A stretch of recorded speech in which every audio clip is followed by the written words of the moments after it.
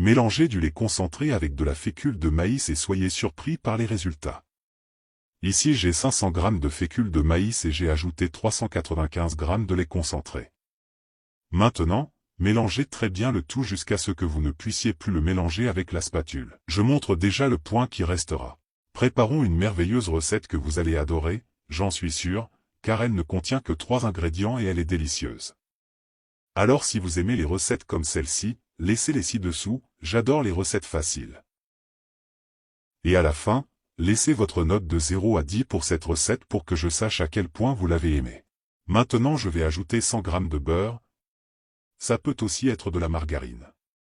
Et je vais mélanger encore, jusqu'à ce que je ne puisse plus mélanger avec la spatule, comme je l'ai déjà dit, il faudra donc mélanger avec nos mains. Les amis, ici je ne peux plus utiliser la spatule, alors maintenant je vais travailler avec mes mains, en pressant cette pâte jusqu'à ce qu'elle soit très lisse, un peu comme de la pâte à modeler, je vais vous montrer à quoi elle ressemblera. Les amis, c'est le point idéal pour notre pâte, ça ne colle pas aux mains, alors passons à l'étape suivante. Je vais placer notre pâte ici sur une planche et à l'aide d'un rouleau à pâtisserie je vais l'étirer comme ça.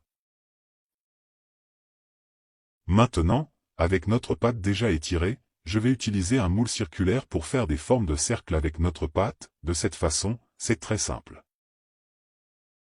Si vous n'avez pas de moule comme celui-ci, pas de problème, vous pouvez le réaliser avec vos mains dans la forme que vous préférez. Maintenant, retirez simplement ce qui reste de notre pâte pour assembler le tout et faites plus de cercles avec cette pâte. Et ça restera ainsi.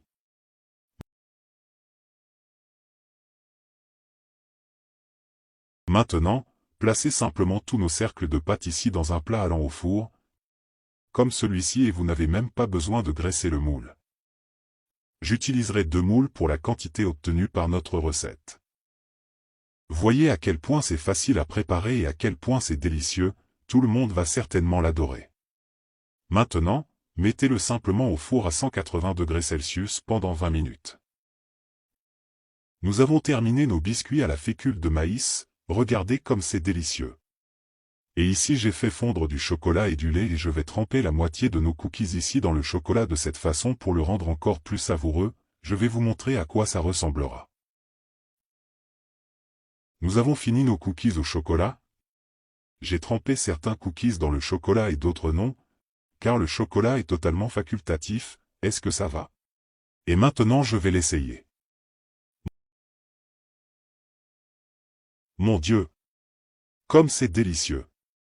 Il fond dans la bouche et est sec à l'extérieur et doux à l'intérieur. Je vais vous en montrer un autre. Avec seulement quelques ingrédients, préparez-le et dégustez.